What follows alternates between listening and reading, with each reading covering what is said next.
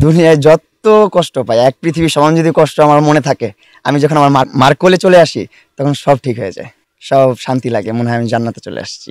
আমার জীবনে যতই পাপ করছি, আমি একটা পুণ্য করছি, আমি আমার বাপ মার একটা বাড়ি করে দিতে পারছি, এইটাই, আর কিছু লাগবে না। রিলেশনের প্রতি কোনো কোনো রকম ইন্টারেস্ট নেই, আমি কোনো রিলেশনে যাব না, আমি সিঙ্গেল থাকবো অ্যান্ড কন্টেন্ট করব আগের মতন। আগের প্রিন্স মামুনকে আপনারা যেভাবে চিনতেন, একটু নাচানাচি করতো, দৌড়াদৌড়ি করতো, পাগলামি করতো, চুল কালার করতো, কি করতো না করতো, ওইরকমই পাবেন, কিন্তু একটু কোয়ালিটি ফুল পাবেন। সিঙ্গেল থাকবেন যে বাংলাদেশের একজন সুপারস্টার আছে সায়েদ খান, তিনি বলছে সিঙ্গেল থাকবেন, তার সাথে কি সুর মিলালেন? তার সাথে সুর মিলাবো কেন? আমাদের এই দেশের বাদ দিলেও কিন্তু আরেকটা দেশ আছে, সেখানেও কিন্তু আরেকজন আছে, সেও সিঙ্গেল থাকে, তার সাথেও কম্পেয়ার করতে পারেন। আচ্ছা, এই যে 1.5 মাস আপনি তার কাছে নেই বা সে আপনার কাছে নেই, আপনার কি এই 1.5 মাসের ভিতরে দেখা সাক্ষাৎ হয়েছে? হ্যাঁ, দেখা সাক্ষাৎ হয়েছে, ও চাঁদ রাতে এসেছিল আমার বাসায়, দেন দেখা হয়েছিল, দেন আমি বলছি চলে যাও, বাসায় থেকো না, পরে ও চলে গেছে। আবার কয়েকদিন আগে আসছে, আমি বলছি তুমি চলে যাও, আমার রুমে বসো না, আমার রুম থেকে চলে যাও, চলে গেছে। বাড়ির মেহমান আসলে এইভাবে ইয়ে করেন আপনি? না, আমার আমার হচ্ছে যে মেহমান না তো, ও তো আমার একজন আপন মানুষ ছিল, আচ্ছা, এখন নাই। মানে সেই অধিকার থেকে মানে আপনি মানে তাকে বাড়ি থেকে বেড়ে যেতে বললেন? হ্যাঁ, অপমান করতে না, মানে আমি আমার রাগ থেকে, গুসা থেকে বলছি। মানে এই রাগটা কি ভাঙার সম্ভাবনা এবার আছে? না, এবার আর কোনো রাগ ভাঙার সম্ভাবনা নাই। কয়েক আমরা দেখলাম সোশ্যাল মিডিয়াতে আরেকটি ভিডিও দেখলাম যে না আপনার মায়ের সাথে বা সে মনে হচ্ছে যে শেষ বিদায় নিল নাকি, আসলে এখানে কি ঘটেছিল দেখলাম যে? ও আচ্ছা, ওই যে বললাম 2 দিন আগে আসছিল, তখন হচ্ছে আমার আপন ফুপু মারা গেছে, তার জন্য সবাই দোয়া করবেন, সবাই দোয়া করবেন আমার ফুপুকে যেন জান্নাতবাসী করে আল্লাহ তাআলা। এন্ড 4 দিনের একটা অনুষ্ঠান হয়, আপনারা জানেন, মারা যাওয়ার পর ওই 4 দিনের অনুষ্ঠানে লেলা আসছিল সকালবেলা, দেন আমি বলছি চলে যাও, ও আম্মু, আর আম্মু তো হচ্ছে যে ভালোবাসে ওকে, কারণ আম্মু দেখছে 4 বছর যাবত একসাথে ছিল, তো আম্মুরে সাথে করে নিয়ে আমার ফুপুর বাসায় গেছিল, ফুপুর বাসায় 4 দিনের যে অনুষ্ঠানটা ওইখানে অ্যাটেন্ড করছে, ওরে নিয়ে অ্যাটেন্ড করে ওরে ওইখান থেকে বিদায় দিয়ে দিছে, দেন আমি আবার বিকালবেলা গেছি। লাইলা কি একা এসেছিল? লেলা এসেছিল একাই, ওর সাথে ওর ড্রাইভার ছিল and আরেকটা ভাইয়া ছিল। মানে তার পরিচিত কেউ ছিল? তেমন কেউ ছিল না, আপনাদের প্রেসির একজন ছিল আর একজন ড্রাইভার ছিল, আর কেউ ছিল না। সেটা কি সংবাদ সংগ্রহ করার জন্য আসছিল? এটা তো আমি জানি না ওর মনে কি আছে, ও যদি পার্সোনালি দেখা করতে আসতো তো পার্সোনালি আসতো, যেহেতু প্রেস নিয়ে আসছে তো তার মানে ওইরকম কিছু একটা। এই বিষয়টা আপনি কিভাবে দেখেন? আমি কোনোভাবেই দেখি না, আমি আমার লাইফের যা বদনাম হওয়ার, যা হওয়ার সবই হয়ে গেছে, এখন আর কোনো কিছুর ভয় নাই আমার জীবনে।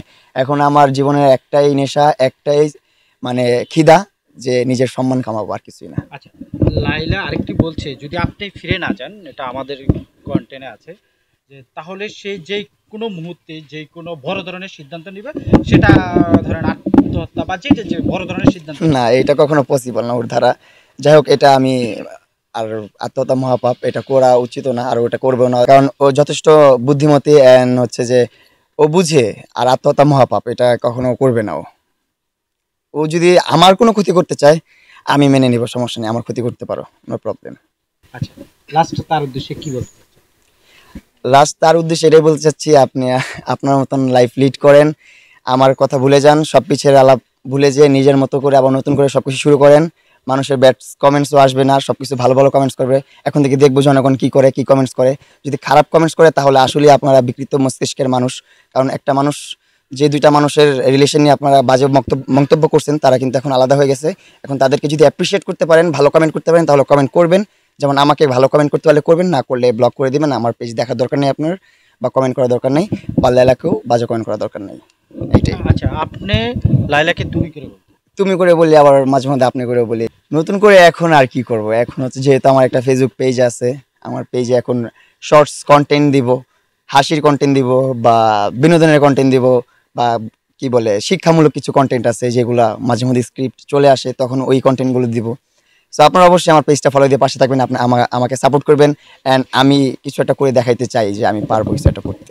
আমার ভালোবাসার মানুষের কাছে আমি সারা জীবন কৃতজ্ঞ, তাদের কাছে আমি মুখে বলে প্রকাশ করতে পারবো না, কারণ আমার বাবা মার স্বপ্ন আমি পূরণ করতে পারছি আপনাদের কারণে। যেমন আমার বাবা মার স্বপ্ন ছিল একটা দালান বাড়ি হবে তাদের নিজেদের, তো তাদের নিজেদেরকে একটা দালানবাড়ি করে দিতে পারছি, এটা আমার অনেক বড় একটা অ্যাচিভমেন্ট আমার জীবনের, এটাই আমার সফলতা। যতই গালাগালি করেন, যতই যাই করেন, আমার জীবনে যতই পাপ করছি, আমি একটা পুণ্য করছি, আমি আমার বাপ মার একটা বাড়ি করে দিতে পারছি, এটাই, আর কিছু লাগবে না আমার। আর হেটার যারা আছেন তাদেরকেও লাভ ইউ, কারণ আপনারা তো এত সময় ব্যয় করতেছেন, সময় ব্যয় করে আমাকে দেখতেছেন, কি করতেছি না করতেছি, কই যেতেছি, কি পড়লাম না পড়লাম, কি বললাম, মুখটা কেমন করলাম, সব কিছু লক্ষ্য করতেছেন। কোন জায়গা থেকে খুদ ধরবেন, খুদ ধরার জন্য কিন্তু বেশি লক্ষ্য দিয়ে দেখতে হয়, আপনারা খেয়াল করবেন। যারা নর্মালি দেখে, যারা ফ্যান, তারা নর্মালি ভিডিও দেখে, যারা হেটার্স তারা গভীরভাবে ভিডিওটা দেখে, যে সে কি করতেছে, কি বলতেছে, মুখটা কিভাবে নড়াইতেছে, সব কিছু খুদ ধরতে চায়। তো আপনারা আমার রিয়েল প্রকৃত ফ্যান, সো লাভ ইউ, দোয়া করবেন আমার জন্য, আমি আপনাদের জন্য অনেক বেশি বেশি দোয়া করি। আমি যখন সবচেয়ে বেশি কষ্ট পাই, তখন আমি কারো কাছে যাই না, একাই বসে থাকি, অথবা আম্মুর সাথে বসে গল্প করি, সব ভুলে যাই। দুনিয়ায় যত কষ্ট পাই, এক পৃথিবীর সমান যদি কষ্ট আমার মনে থাকে, আমি যখন আমার মার কোলে চলে আসি, তখন সব ঠিক হয়ে যায়, সব শান্তি লাগে, মনে হয় আমি জান্নাতে চলে আসছি।